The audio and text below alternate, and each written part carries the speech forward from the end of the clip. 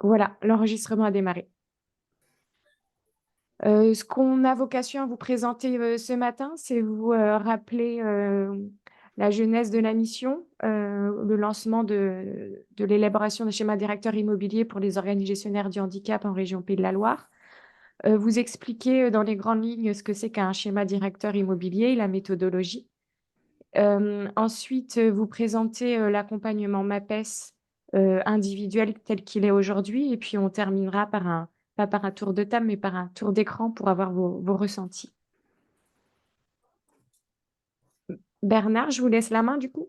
Oui, mais très, très, très rapidement, peut-être. Donc, Bernard Prudhomme, je suis responsable du département investissement de l'agence. Juste, bon, quelques mots, mais pour rappeler la genèse et pourquoi on a mis en place ce dispositif avec la MAPES, on est parti du constat, mais ça vous le connaissez, que vous, organisme gestionnaire du handicap, vous avez un patrimoine important, multisite, que vous avez à gérer et à projeter, imaginer dans un monde qui change, hein, avec les logiques d'inclusion qui viennent bousculer un petit peu vos outils de travail, hein, ce que sont vos établissements, et l'évolution vers les dispositifs, davantage d'inclusion. C'est ce qui nous avait amené à penser que se doter d'un outil pour penser l'avenir, hein, en lien avec les enjeux de transformation de l'offre, était pertinent. Et d'ailleurs, quand on a commencé à travailler sur ce sujet-là, nombreux ont été les OG du handicap à participer à un groupe de travail qu'on avait mis en place.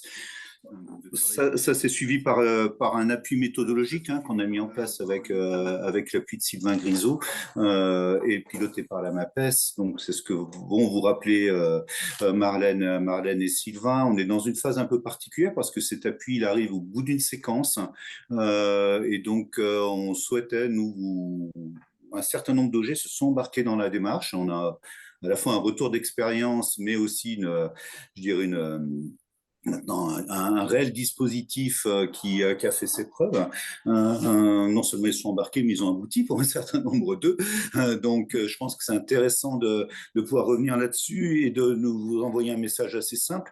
Si vous êtes intéressé par la démarche, c'est le moment parce que on arrive, on est un petit peu en train de faire l'inventaire des OG qui seraient intéressés, qui ne seraient pas encore engagés d'une certaine façon avec ce webinaire.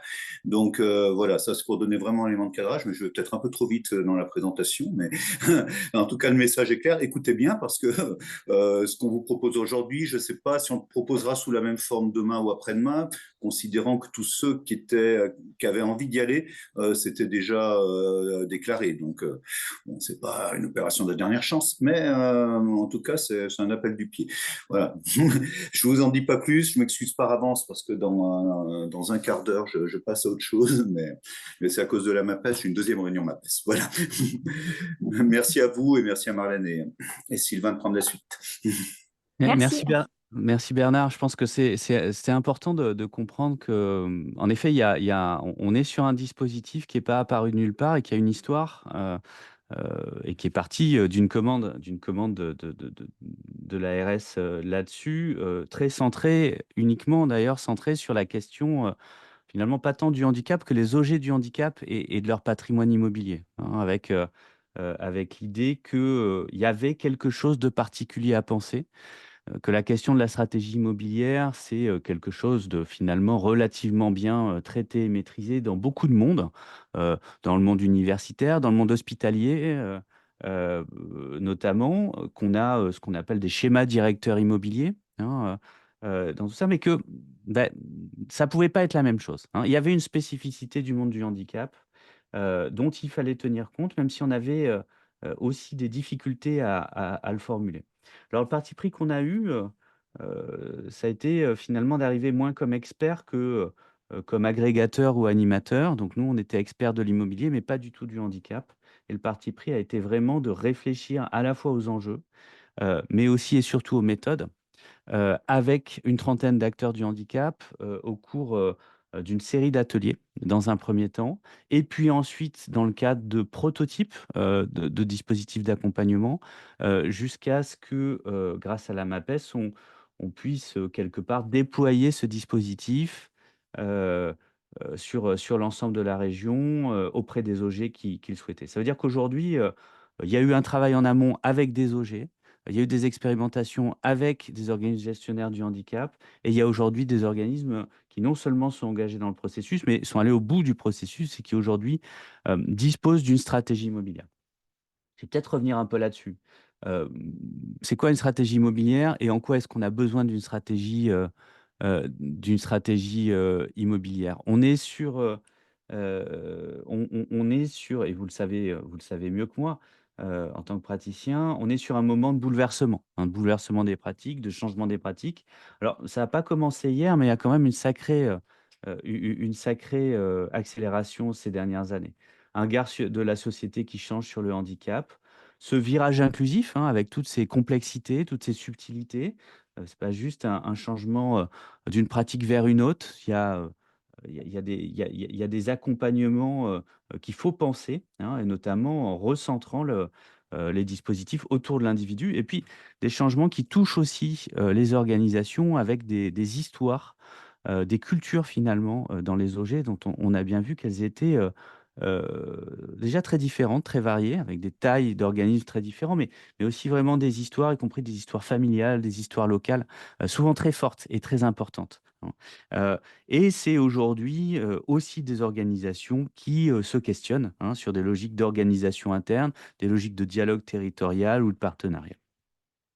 Alors, tout ça, c'est des transformations et l'immobilier dans tout ça, bah, évidemment, l'immobilier, ce n'est qu'un outil. Bernard Prudhomme le répète souvent et je crois que c'est important de se le dire. C'est pas une fin en soi, non.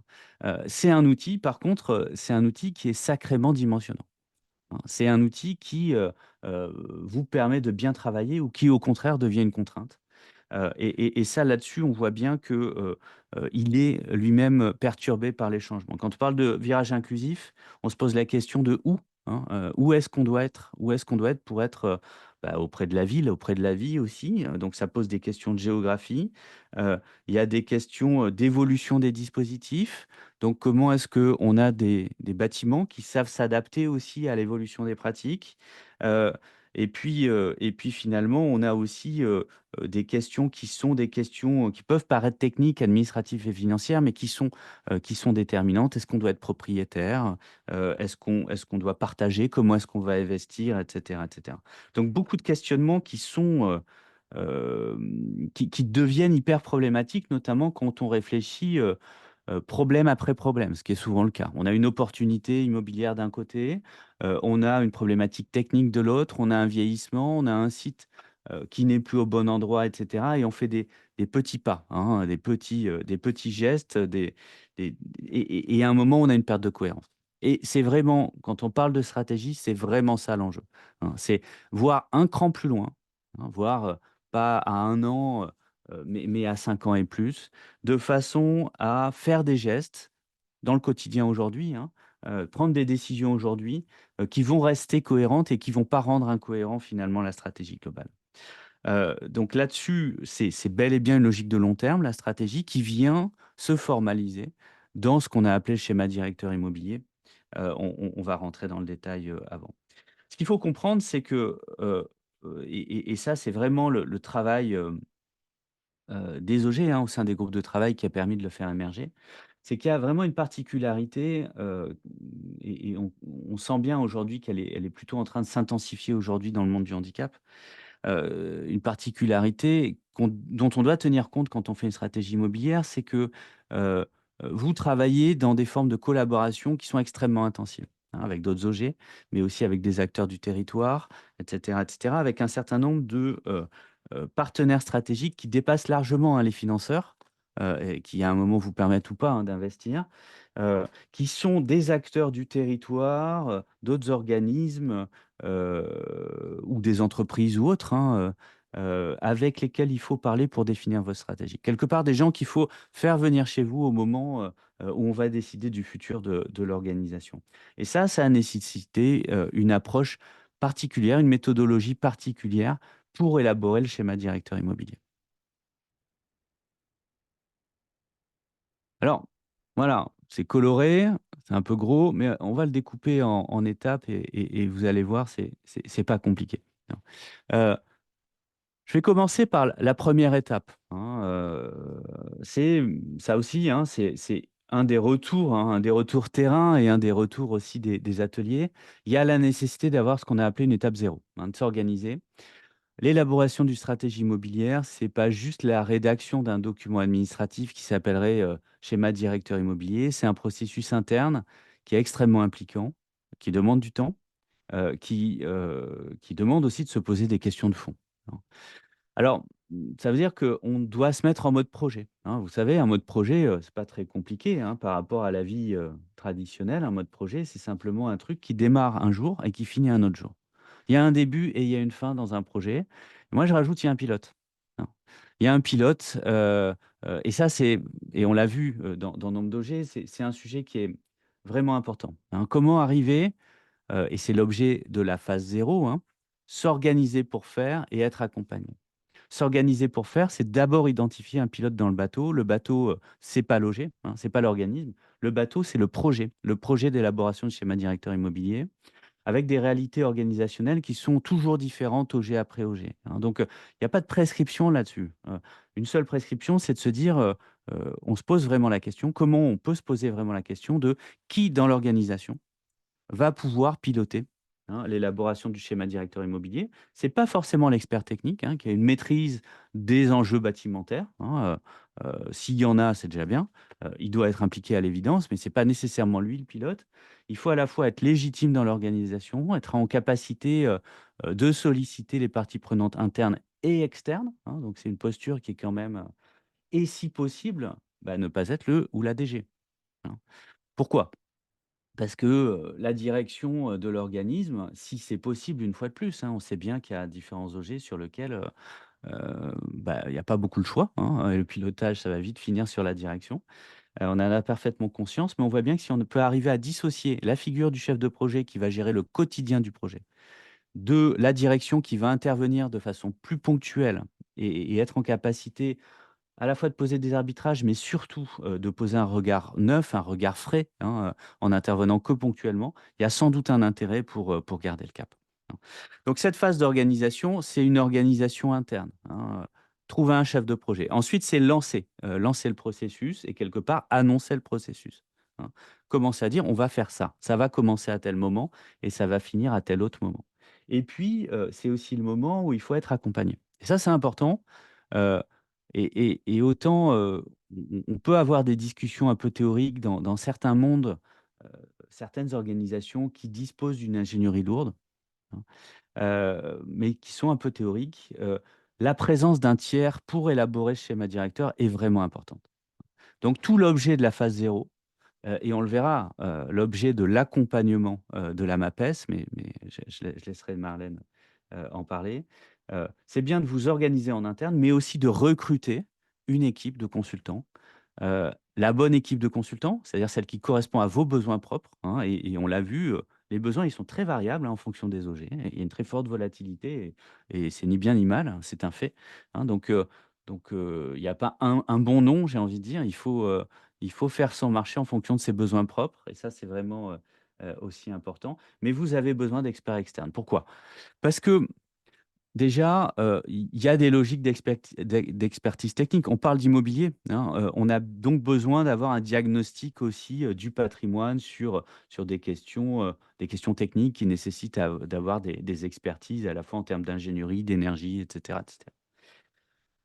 Mais aussi, le moment de l'élaboration du schéma directeur immobilier, c'est un moment de dialogue interne et un moment de dialogue externe. Et c'est pas inintéressant d'avoir un tiers au système, hein, y compris, d'avoir quelqu'un qui débarque, qui est là pour un temps et qui peut mettre les pieds dans le plat, qui peut prendre la parole, qui peut, quelque part, prendre des risques, là-dessus. Donc, il faut bien dimensionner les choses, mais très clairement, il est nécessaire, hein, d'avoir une forme de vent frais, hein, d'ouverture de fenêtre avec, à la fois un expert qui dispose d'une expertise technique, mais aussi, d'une capacité à animer le dialogue. On le voit bien, hein, c'est donc pas un pur ingénieur qui en a fait 150 des schémas directeurs, c'est aussi quelqu'un qui est en capacité d'agréger et de lancer le débat. C'est la phase zéro. J'en ai pas mal parlé parce qu'elle est vraiment structurante, elle est vraiment importante et quelque part, vous savez, c'est les escaliers qu'on descend, hein. Si on loupe la première marche, on descend l'ensemble de l'escalier sur les fesses et on peut vraiment se faire mal. Faut pas louper cette phase-là, hein. C'est aussi le moment où, ben, on peut arriver à se dire, ben, en fait, on n'est pas prêt. On n'est pas prêt parce que, on est à un moment de réflexion, sur qui on est. Il faut déjà qu'on voilà, il faut déjà qu'on clarifie ces questions-là. On n'est pas prêt heu, parce qu'on a bien compris qu'en fait, il fallait se mobiliser pour faire un schéma directeur immobilier et aujourd'hui, on est en train d'éteindre déjà 3 incendies. On n'a pas les ressources. On n'est pas prêt parce que en fait, dans 6 mois, on a quelqu'un qui va arriver et c'est la bonne personne pour faire ça et cetera et cetera. Ce qui est important, c'est de commencer au bon moment. Voilà, hein, donc cette phase zéro, voilà, on décide de passer en phase 1, au bon moment et ça c'est vraiment important. Nous, ça fait partie de l'accompagnement de MAPES aussi, hein, de vous accompagner, de vous aider là-dessus, hem, à vous organiser en interne, mais aussi à comprendre stratégiquement quel est le bon moment pour se lancer là-dessus. Alors après, une vision stratégique de l'immobilier, vous savez, c'est comme un arbre, hein. On dit qu'il y a 2 bons moments pour planter un arbre, hein, c'est aujourd'hui et il y a 20 ans, hein, donc voilà. Si vous êtes peut-être pas prêt, mais il faut s'y mettre, quoi. Première phase et donc la première phase qui est menée par cette équipe d'AMO, hein, d'assistance maître d'ouvrage, donc ces consultants recrutés, c'est la phase d'état des lieux. On commence par dire ce qu'il en est. Alors phase d'état des lieux sur différents sujets, hein, sur l'immobilier évidemment. Donc là, on imagine bien un diagnostic technique dont la finesse, va dépendre aussi, de l'ampleur du patrimoine, hein. On a des OG qui ont, 2 bâtiments, on va pouvoir rentrer dans le détail, sans qu'il y ait une surmobilisation. On a des OG qui ont une centaine de sites, hein. Il va falloir trouver la bonne granularité pour pas non plus, dépenser des centaines de milliers d'euros dans un diagnostic dont on ne saurait pas vraiment exploiter les résultats de façon immédiate. C'est donc à l'évidence un diagnostic technique sur le patrimoine immobilier, les sites, les bâtiments, leur capacité à avancer, à évoluer, mais aussi à être adaptés, hein, évidemment à vos fonctions. C'est un travail aussi et surtout sur le territoire, hein. C'est le moment où on se pose la question de la demande. Et le territoire, c'est à la fois les files actives, hein, aujourd'hui la demande telle que vous la percevez, mais aussi, la compréhension de l'évolution future des besoins et puis des mouvements aussi, des autres acteurs, du handicap. Ah ouais, c'est un moment de dialogue en fait, aussi avec d'autres OG, de façon à se dire où est-ce qu'on va et pour faire quoi? On voit bien là-dessus que là, c'est un moment, qui est pas complètement évident parce que vous disposez pas d'une vision, complètement claire de ce qui se passe sur vos territoires.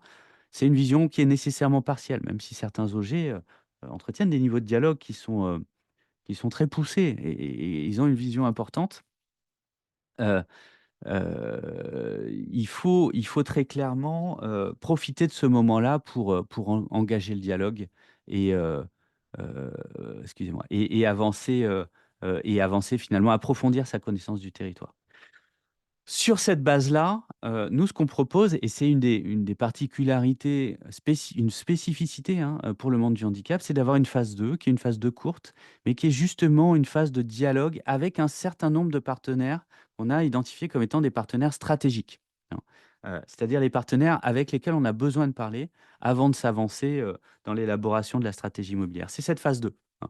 Ça peut prendre différentes formes. Ça peut être juste une réunion un peu formelle, mais c'est sans doute plutôt une forme d'atelier et un moment où on travaille de façon ouverte avec les partenaires qui permet, qui leur permet de donner leur avis sur la stratégie de l'organisme. Alors donner leur avis, c'est pas participer à la décision, hein. Vous conservez évidemment, un libre arbitre. Par contre, là, c'est le moment quelque part d'être éclairé peut-être par la vision, d'un autre OG, par la vision, de d'autres partenaires, je ne sais pas, d'acteurs économiques, par exemple, pour celles et ceux qui gèrent des ESAT et cetera et cetera. On va avoir sur cette phase 2 finalement, la capacité de caler des directions, hein, des grands axes. Des grands axes qui seront explorés dans le cadre des scénarios, hein. L'idée des scénarios, c'est pas de faire un scénario A, un scénario B, un scénario C qui sont à chaque fois des scénarios crédibles, hein. L'idée, c'est de pousser des hypothèses, hein. Des hypothèses, en termes, par exemple, géographiques, d'extension, des hypothèses en termes de partenariat, des hypothèses en termes évidemment de typologie de public, accompagné et cetera, de maximiser les choses et on voit bien que là-dessus, on va avoir des OG qui vont, par exemple parler, heu, d'une multiplication de déménagements en considérant que leurs sites sont pas idéalement positionnés. Qui vont, parler, parfois de cession, de bâtiments, de façon à intervenir chez d'autres, hein, dans le cadre d'un virage inclusif et d'être des intervenants quelque part avec peu ou pas de locaux. Enfin, il peut y avoir comme ça des virages assez importants. L'idée étant pas de trouver la bonne piste, mais l'idée étant de tester des pistes, hein. On est bien sur ce moment où avec ces 3 scénarios, on va apprendre des choses. Et l'idée, c'est avec les scénarios A, B ou C, enfin, vous les appelez comme vous voulez, hein, d'élaborer un scénario D, hein, finalement, d'apprendre, d'évaluer ces différents scénarios et de se dire, bon, là-dessus, on a testé ça, ça marche pas, etc., etc. Et donc, on peut arriver sur tel cap. Donc, à l'issue de la phase 3, finalement, on sait où on va. Quand je dis on sait où on va, on le sait en termes d'intervention sur les bâtiments, on sait en termes d'intervention sur les sites, cessions éventuelles, etc. On le sait aussi avec des grandes masses, des volumes d'investissement, hein. Le réalisme, le pragmatisme économique, il n'arrive pas à la fin, il arrive dès le début, hein. Alors, je ne sais pas pour vous, mais on n'a pas rencontré grand monde, hein, qui aujourd'hui vit une phase économique complètement simple, hein. Cette sobriété, elle arrive dès le début, elle est dès l'état des lieux et on en prend conscience. L'idée, c'est pas de se faire rêver, l'idée, c'est de faire les bons choix, hein. Et puis ensuite, la phase Excusez-moi, 4. Pardon? excusez-moi. On peut poser des questions ou vous Non, je préférez vous propose de le faire quand j'ai fini dans 3 Très minutes, bien. Ah, hein. Comme ça, vous avez une vision globale et après, on sera tout à vous. Ça, c'était la phase 3 et la phase 4, finalement, permet d'atterrir en formalisant un document, mais en précisant aussi à la fois les éléments techniques, le planning, hein, on va commencer par faire ça avant de faire ça, etc., etc., et évidemment les éléments financiers. Chacune des 4 phases, elles sont aussi rythmées, hein, on passe de l'une à l'autre, par un moment où vous allez mobiliser d'une façon différente. Euh, des acteurs en interne et des acteurs externes et notamment l'ARS, de façon à disposer de son avis, mais en interne aussi, il faut élaborer une gouvernance, hein. J'ai parlé du chef de projet, mais on va avoir un comité de pilotage en interne, hein, qui va mobiliser, les gens importants, hein, les gens importants dans l'organisation, et que les gens dont on a réellement besoin pour intervenir à minima à la fin de chacune des phases, hein. Nous, ce qu'on préconise là-dessus, c'est, d'avoir une dizaine de personnes, avec un ou 2 membres du conseil d'administration. Mais une fois de plus, ça doit être complètement adapté, à la vie de votre organisme. Heu et donc chacune de ces phases, il y a aussi, une forme de mise en dialogue à ce moment-là, qui peut être aussi variable, hein. On va venir tester un certain nombre d'hypothèses, à chaque fois. Quoi qu'il en soit, à l'issue de la phase 4, on dispose bien d'un document qui, lui, va pouvoir passer, dans des processus de validation, alors interne, voire externe, auprès, notamment des financeurs. Et puis, on a indiqué phase 5, hein, c'est l'idée que finalement, dans le schéma directeur immobilier, il y a aussi, un planning et une liste de projets, hein. Et dans ces projets, on va avoir des projets différents qui vont être, la réhabilitation d'un bâtiment, qui vont être, la cession d'un site, qui vont être la recherche d'un site alternatif, qui va être la construction d'un bâtiment. Et là, on voit bien que l'idée, c'est pas de rentrer dans le détail du programme de ce bâtiment-là, hein. L'idée, c'est d'identifier le fait qu'on va monter, le programme. Donc, on finit le schéma directeur, heu avec quelque part des lignes ou des fiches projets, hein, qu'ensuite il va falloir, amener. Donc à l'issue du schéma directeur, il y en a qu'un. Il va y avoir par contre une série, un portefeuille de projets qui chacun vont vivre leur vie, hein, c'est les phases 5. C'est pour ça qu'on a indiqué un S à programme, réhabilitation, cession, construction, et cetera, et cetera. Et ce qu'il faut bien comprendre, c'est que là, on écrit votre premier schéma directeur, hein, pour la plupart, pour les 5 prochaines années, mais qu'il a vocation à vivre et que dans la vie de ces projets-là, vous allez avoir une opportunité foncière, une cession qui va aller plus vite que prévu, la nécessité de reconstruire un bâtiment parce qu'il y a une gestion de crise à mener, et cetera. Et que tout ça peut amener aussi à une forme de questionnement, hein, de la stratégie. D'où l'importance, hein, de la mettre à jour. Donc un schéma directeur, c'est un document qui vit. Ça ne veut pas dire que vous faites ce boulot-là avec des consultants externes, sans arrêt. Ça veut dire que vous mobilisez des gens en externe, mettons tous les 5 ans. Enfin, à vous de voir, hein, à quel moment vous considérez que le document doit être prêt à zéro. Par contre, la personne qui a piloté l'élaboration de cette stratégie reste aussi dans l'organisation de façon pérenne, quelque part un peu le maître du jeu. Non pas qu'il décide, hein, mais qui continue de mettre à jour la stratégie. Et c'est la personne qui doit veiller finalement au fil rouge, le fait qu'on fait ce qu'on avait dit qu'on allait faire, ou que si on ne fait pas ce qu'on avait prévu, ben, on prend ses décisions en conscience et on vient ajuster la stratégie. Donc une stratégie, elle a vocation à vivre, mais il faut quelqu'un qui la fait vivre. Ce n'est pas un document administratif qu'on fait. Il n'y a pas d'obligation légale pour vous. C'est le cas d'un certain nombre d'organismes publics, hein, qui doivent réaliser ça. Là, ce n'est pas le cas. C'est vraiment un outil d'aide à la décision, hein. Donc l'idée, c'est que vous puissiez vous y reporter quand il y a des décisions à prendre au quotidien. Et donc, il faut quelqu'un qui le fait vivre. Voilà. Avant de passer à- à des questions, on va parler du dispositif. Comme ça, je vous propose qu'on parle de tout. Mais peut-être, Marlène, il y a peut-être un sujet que j'ai oublié, hein. Donc là-dessus, nous, on vous raconte à la fois le retour d'expérience, enfin le retour des ateliers. On vous parle d'un document que là, vous ne voyez pas, voilà. Un document qui a été produit, qui est donc le guide, hein, le guide méthodologique qui résume l'ensemble de ces éléments-là, qu'on vous enverra en PDF à l'issue du webinaire. Mais aussi et surtout, on vous parle de l'expérience acquise par l'accompagnement de toute une série d'OG. J'ai plus les chiffres en tête, mais ça commence à faire pas mal. Accompagnement qu'on a mené dans le cadre des phases 0 ensemble avec Marlène. Oui, on a démarré fin 2021 et puis on a accompagné, mais je l'avais mis dans ma slide de conclusion, mais un peu plus, une quinzaine d'OG sur le territoire ligérien. Est-ce qu'on prend les questions maintenant, avant de parler du dispositif? Il y en Ah avait une? peut-être, oui. Oui, comme tu veux. Ouais. Ouais, on peut rester là-dessus, très bien. J'avais pas noté la personne qui souhaitait poser une question tout de suite. Oui, c'était moi, Céline Camacho.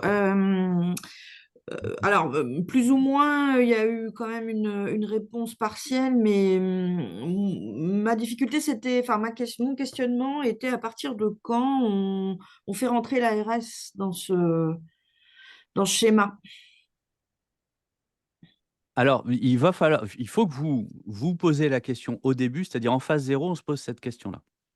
Voilà. Nous, en tout cas, on voit bien qu'il y a plusieurs moments où il y a un intérêt d'avoir un dialogue et distinguer aussi le fait d'avoir un dialogue du fait de faire valider, hein. Et je pense que c'est, par exemple, fondamental qu'il y ait ce dialogue-là dès la phase 1, hein, qu'il y ait un dialogue, c'est-à-dire se retourner vers l'ARS, notamment les DT, et peut-être éventuellement via les consultants qui sont recrutés, sur l'appréhension des enjeux du territoire, hein. Non pas pour avoir un avis sur l'OG, pour avoir un avis sur la stratégie, là, il n'y a pas de stratégie, mais pour, quelque part, voir quelles sont les questions aujourd'hui qui émergent à l'ARS. Non pas que ce soit l'alpha et l'oméga, mais à l'évidence, c'est des acteurs qui ont une vision transversale du territoire, si ce n'est complète, hein. Donc ça, c'est vraiment important. Sur la phase 2, qui est une phase de dialogue, moi, ça me semble aussi intéressant, mais on voit bien que ça va dépendre aussi des acteurs. L'ARS, ça ne veut pas dire grand-chose. Là, on est bien ad nominem, c'est-à-dire qui, au sein de l'ARS, connaît le territoire et a des choses, a des choses à dire.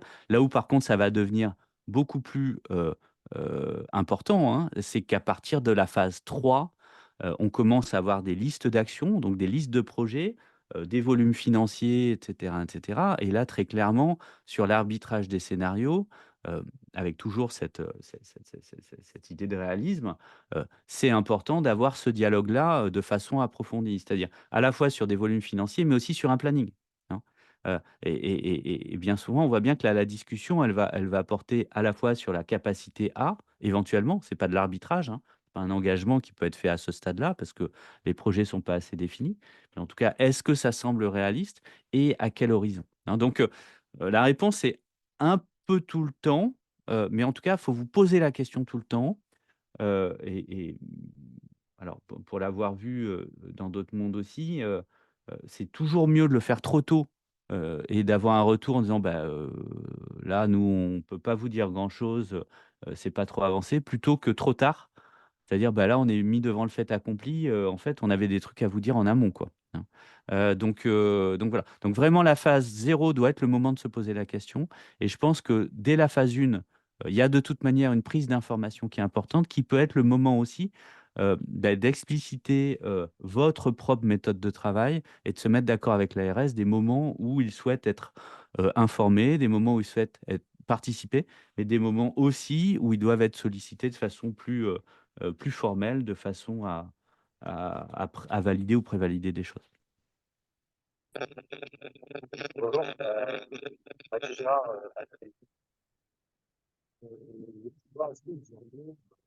Ah, on vous entend pas très bien par contre. Je vous entends extrêmement mal, je suis désolé. entendez mieux là? Oui, oui, Oui. très bien. Très bien. Alors Mathieu Gérard, ADAPI 49, je voulais savoir s'il existait un modèle, un exemple de schéma directeur pour essayer de structurer au mieux notre vision d'entreprise. Alors, des exemples, il y en a. Des schémas directeurs exemplaires, c'est toujours problématique. Vous voyez? Enfin, moi, la question, c'est pas d'avoir un document et de faire le même. Ouais, et C'est, puis, c'est, et puis une c'est- fois de c'est- plus, c'est un processus, c'est pas l'élaboration d'un document, c'est un processus de dialogue interne et une fois de plus, accompagné, quoi. Il me semble que, enfin, Alors, Donc, mon idée, c'était pas de faire un copier-coller d'un schéma directeur existant. L'idée, c'était de savoir un peu comment structurer notre pensée sous format de planning, sous format de fiche. Enfin, voilà. En fait, c'est un peu là où on va dire où on a un bazar en fait dans nos esprits, c'est que on ne sait pas comment mettre en forme, nous en tout cas, nos pensées. ouais. D'où l'importance, de notre point de vue, de se faire accompagner par par une assistance à maîtrise d'ouvrage qui, elle, saura justement, adapter et personnaliser et vous guider. En fait, on confond très souvent, enfin, c'est vraiment un truc qu'on a vu très souvent, un problème de formalisation avec un problème de stratégie. En fait, ceux qui se pensent bien s'énoncent clairement, hein, c'est toujours le même truc, c'est-à-dire que la mise en forme de votre stratégie n'a strictement aucune difficulté en termes documentaires, hein, de planning ou autre, et qu'il peut être extrêmement rustique, hein. Une fois de plus, c'est pas forcément 250 pages, etc. Finalement, on a quoi? On a un planning à un moment et un tableur Excel avec une liste de projets, hein. Et puis une carte, sans doute, avec la localisation, etc. Moi, j'ai envie de dire, un bon SDI, il doit pouvoir tenir en 3 pages. En tout cas, on doit pouvoir imprimer un truc qui fait la synthèse du SDI et l'afficher au mur de votre bureau. Vous voyez? Donc, en termes de formalisation, voilà. Il existe, alors il y en a, et sans doute des collègues pourraient vous transmettre leur SDI. Vraiment, ce qui est important, c'est pas la formalisation, c'est le processus qui arrive qui permet d'aboutir à cette décision-là, hein. Donc, c'est pas un problème de formalisation que vous vivez, hein, c'est un défaut stratégique. Donc, Très bien. Merci. cette prise de recul, elle passe par l'état des lieux, elle passe par des moments où on réfléchit sur des scénarios, elle passe par des arbitrages stratégiques, et ça nécessite d'être plusieurs et de rentrer dans un processus. C'est comme, vous voyez, c'est toujours, c'est pas la destination qui compte, c'est le voyage.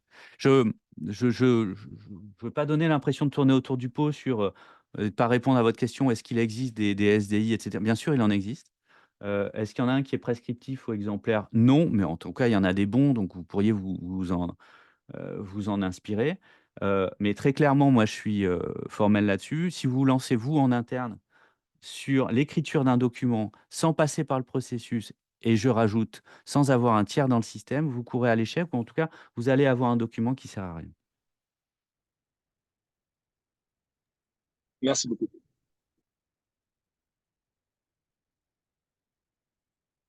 Est-ce qu'il y a d'autres questions?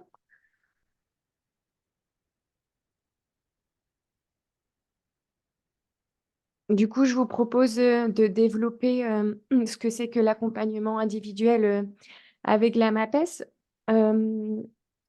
Donc, la MAPES, propose un accompagnement individuel. On se fait appuyer par, Sylvain Grisot. L'objectif, c'est de démarrer avec vous en phase 0 et lors de cette phase 0, on va, justement, se poser des questions, ensemble, en interne, sur les sujets suivants. On va définir, collectivement les enjeux actuels et futurs immobiliers. On se posera la question de quelles sont les évolutions immobilières structurantes à venir au sein de votre projet. Et puis, on se concentrera sur, le fait de repérer les acteurs clés qu'il est, nécessaire, d'associer à la démarche et à quel moment. Ça rejoint la question qu'on a eue sur l'Agence régionale de santé tout à l'heure. Un point, primordial, ce sera la définition du pilote du projet et le mode de gouvernance de ce projet et enfin de définir le planning, de lancement qu'on, peut mettre, parfois en corrélation avec le CPOM, par exemple. Sur la méthodo, c'est un accompagnement rythmé et temporaire, sans se substituer à vous, c'est-à-dire on vous accompagne, mais on ne fait pas à la place d'eux.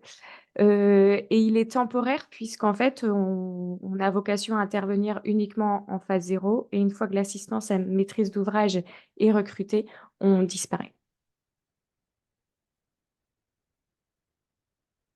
En termes de rôle, moi je me répète, mais donc du coup, c'est la MAPES qui pilote l'accompagnement, Dixit.net qui anime la démarche et c'est vous, OG, qui recrutez, contractualisez, pilotez et financez cette assistance à maîtrise d'ouvrage.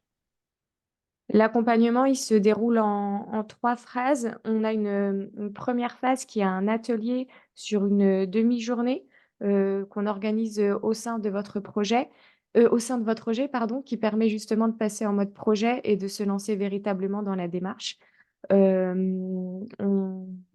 cet atelier, ça dépend des OG, mais on peut associer de manière, assez élargie, les agents et les salariés de votre organisme gestionnaire.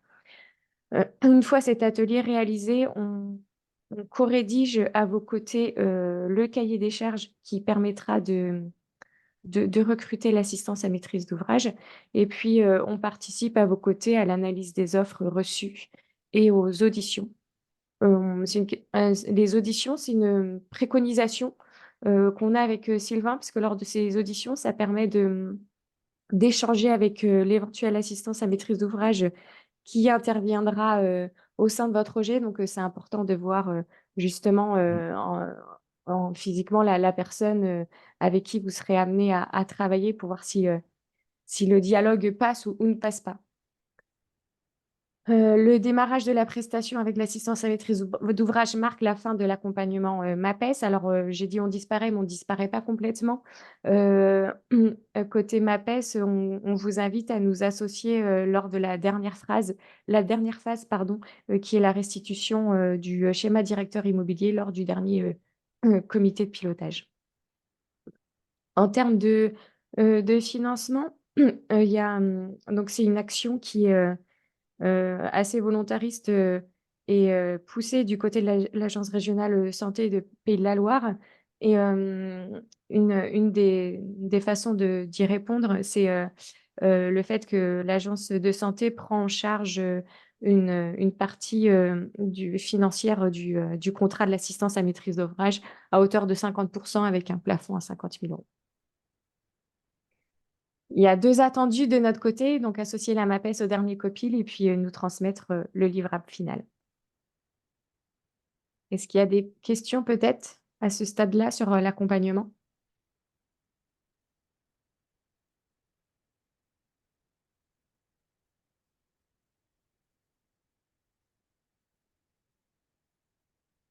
On l'a dit en introduction, donc, c'est un accompagnement qui existe depuis, fin 2021. Aujourd'hui, il y a 8 OG du territoire qui ont achevé leur, premier schéma directeur immobilier. Il y a 4 OG qui sont en cours de réalisation de leur SDI. Pour ceux qui souhaitent se lancer dans la démarche, le dernier cycle d'accompagnement, tel qu'il vous a été présenté, tel qu'il existe aujourd'hui, se déroulera, de fin 2024 à début 2025 et puis ensuite, en fonction des différents retours, d'expérience qu'on aura récoltés, on adaptera, le prochain accompagnement, mais qui sera, sans nul doute différent de ce qu'on propose aujourd'hui. Peut-être s'il n'y a pas de réaction, je vous propose ah si, allez-y monsieur Folliot. Bonjour, Guillaume Folliot, directeur des activités économiques de la page.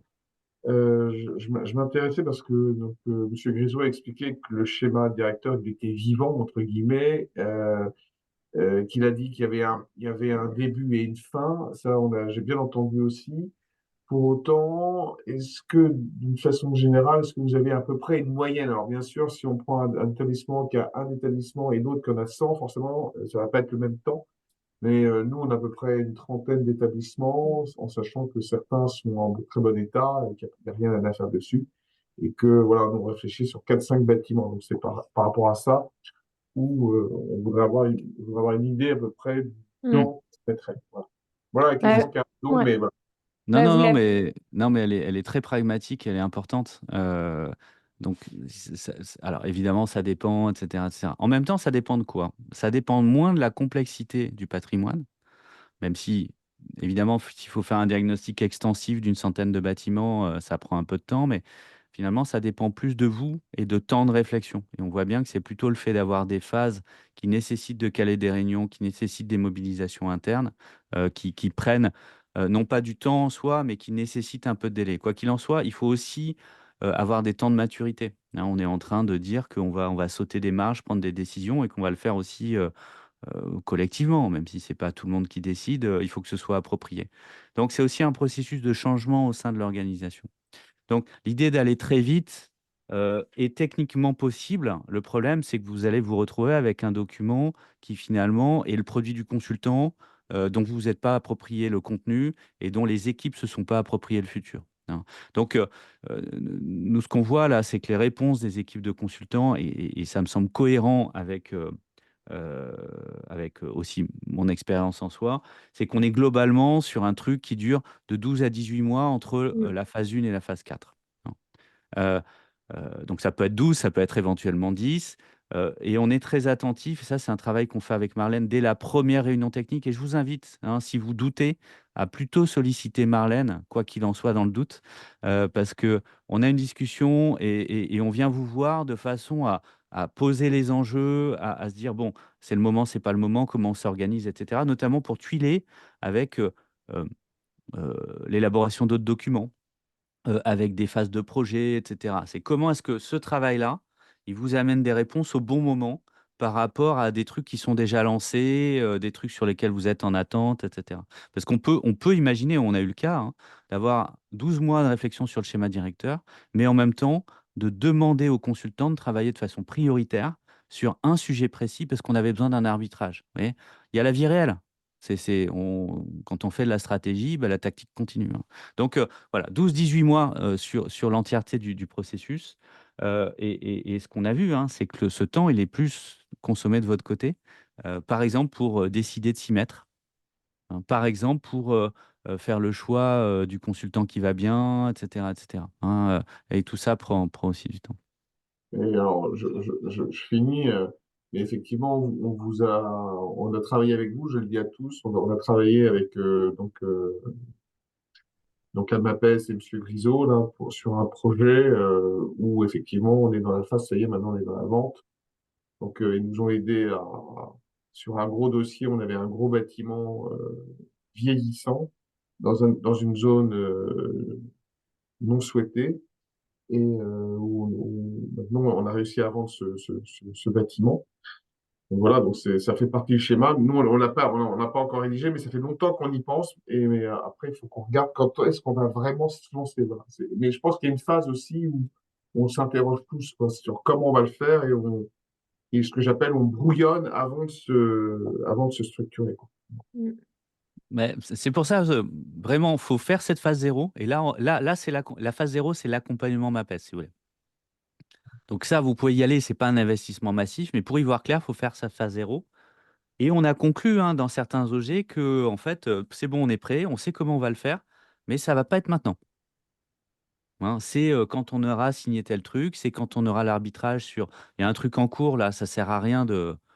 euh, Il y a un truc qu'on ne maîtrise pas pleinement, par exemple une session importante euh, qui dit des choses en termes géographiques, mais qui dit des choses aussi en termes financiers. Il faut qu'on sache comment on atterrit avant d'avancer, etc., etc. Alors, c'était pas votre cas, mais ça pourrait l'être, etc., etc. Donc voilà. Mais en tout cas, j'invite à avoir un premier dialogue de façon à débrouiller les choses si elles sont un peu embrouillées euh, à faire la phase zéro, qui, je me permets de le dire franchement, puisqu'il y a des questions financières qui sont évidemment importantes pour les OG dans une économie phase 0 qui ne vous coûte rien, hein, euh, et éventuellement pour vous lancer avec aussi là, un volant de soutien par l'ARS sur cette ingénierie pour recruter de l'AMO qui est significatif, hein.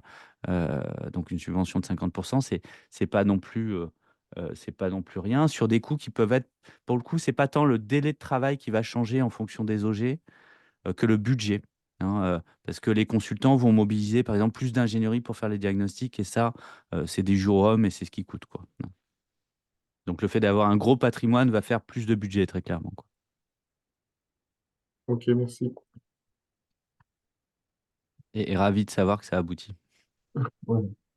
Bon, c'est un peu plus long parce que on a eu des délais de retard sur d'autres établissements qui sont liés. Et donc, voilà, donc et l'acheteur est bien acheteur. Et dès que nous, on est prêt, il achète. Voilà, c'est pas plus Ouais, ouais, très bien. Il y avait Peut-être on deux peut. questions, là. Ouais, c'est ça. Madame Le Thor, peut-être, et puis on prendra ensuite Madame Camacho. Oui, bonjour. Je suis directrice adjointe à Caplan en Loire-Atlantique. Ma question est un peu en lien avec ce que vous venez d'expliquer. C'est quel est le bon moment pour solliciter un accompagnement de la MAPES par rapport à où on en est dans notre projet. C'est-à-dire que moi, je suis directrice adjointe sur une direction commune où on a des différents projets immobiliers qui n'en sont pas au même stade. Pour certains, on a déjà visualisé des structures à vendre, des terrains à acheter, etc. Pour d'autres, on est plus au stade de la réflexion sur comment on fait pour l'avenir. C'est quoi le bon moment? Et puis, si justement on vous sollicite pour un accompagnement, est-ce que c'est un problème qu'il y ait différentes temporalités comme ça en fonction des établissements gérés par l'OG? Au contraire. Enfin, je veux dire, si c'est pas clair, c'est le moment, Hmm. hein. En fait, le processus de SDI, à minima la phase 0, si vous voulez, mais le processus même de SDI doit vous permettre d'y voir clair, avec des degrés d'avancement différents, sur lesquels il y a y compris des coups partis, c'est-à-dire des trucs qui sont décidés et actés, dont éventuellement le consultant va dire, bah, moi je pense que c'est une connerie, mais bon, vous l'avez décidé, donc go, on va mettre ça dans la stratégie, si vous voulez. Donc voilà, donc c'est la vie réelle en fait, et vraiment, c'est pas, j'insiste là-dessus parce que ça peut paraître à la fois lourd, et c'est pas on arrête de réfléchir, on arrête tout et on réfléchit, si vous voulez. C'est pas du tout ça. C'est la vie continue, mais en même temps, on va avoir une vision parallèle plus long terme pour avoir une vision globale en fait. Par ailleurs, si vous êtes en direction commune, il y a aussi des enjeux de passer de 1 de stratégie à une stratégie, de mettre en cohérence, etc. C'est sans doute aussi un bon moyen, et c'est là-dessus que la question immobilière n'est jamais que bâtimentaire, si vous voulez. Quand on parle de bâtiment, in fine, on parle de géographie, on parle d'offres de soins, enfin d'offres d'accompagnement.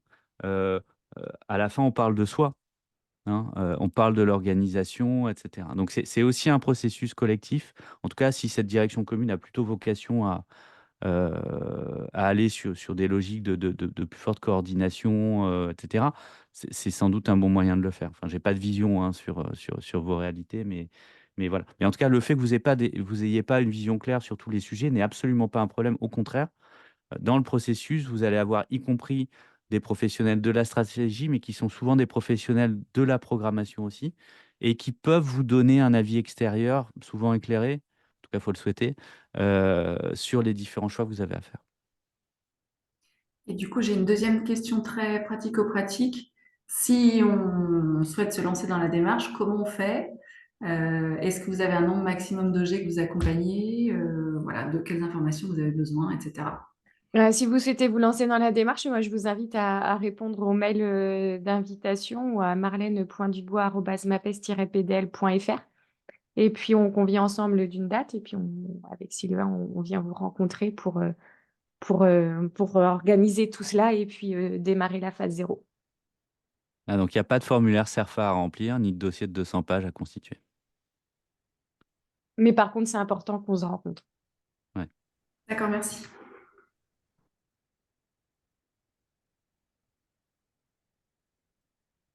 Madame Camacho? Oui, ma question portait sur le dernier point que vous avez énoncé tout à l'heure là, sur la conclusion. en disant on est un peu dans la dernière phase. Ensuite, on va reproposer quelque chose, mais ce sera différent. Vous pourriez nous en dire plus sur qu'est-ce qui changera sur on va dire la prochaine session, s'il vous plaît? Alors, on n'a pas encore mené la réflexion à son terme. On attend d'avoir un retour d'expérience un peu plus important avec les schémas directeurs immobiliers qui sont en cours. Là, c'est vrai que c'était ce qu'on me proposait aujourd'hui, c'était quand même un dispositif assez complet. Je ne vais pas préjuger du futur, mais il sera sans doute un peu plus allégé, c'est-à-dire que notamment sur le cahier des charges, il est déjà tu m'interromps, hein, Sylvain, si t'es Oui, bien pas. sûr. Non. Mais le cahier des charges est déjà bien avancé. Donc voilà, il y aura peut-être un appui un peu plus léger sur la rédaction du cahier des charges et sans doute qu'il y aura un accompagnement peut-être sur le recrutement de l'AMO et la participation à la phase audition uniquement. Je ne suis pas sûre qu'on maintienne, par exemple, l'atelier d'une demi-journée en interne. D'accord. Mais rien n'est acté. Mhm. Ok, merci.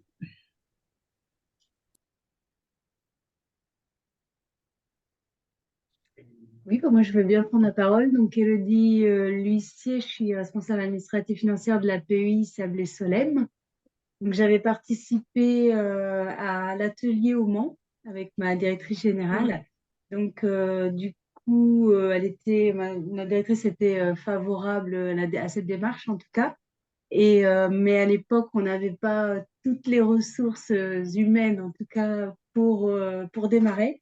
Moi, pour ma part, je partais en congé maternité, donc c'était une phase un petit peu voilà, plus difficile pour nous. Mais aujourd'hui, mon collègue qui fait partie de la Visio, Monsieur Février, est responsable du patrimoine. Et donc, on a trouvé voilà, les ressources et je pense qu'on va pouvoir démarrer effectivement cette démarche. Donc, Ok. Bah, je vous invite à oui. me contacter et puis même chose, on convient d'une date. Très bien, merci à vous.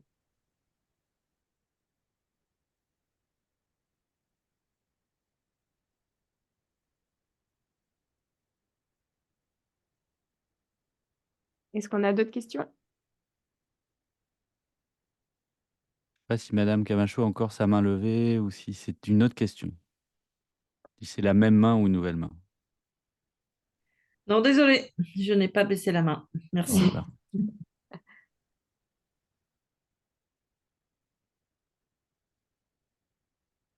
Moi, je pense que s'il n'y a pas d'autres questions, on va pouvoir vous libérer. Et puis, sinon, vous avez mon contact mail, donc n'hésitez pas à me faire parvenir vos interrogations. À l'issue du webinaire, donc, je vais vous transmettre le support qu'on vous a présenté, le guide méthodologique qui a été réalisé. Et puis, donc, la visioconférence est enregistrée, donc vous pourrez aussi la retrouver sur le site de la MAPES. Voilà, je vous souhaite à tous une bonne journée et puis à bientôt. Merci. Au revoir. Merci à Et vous. au revoir.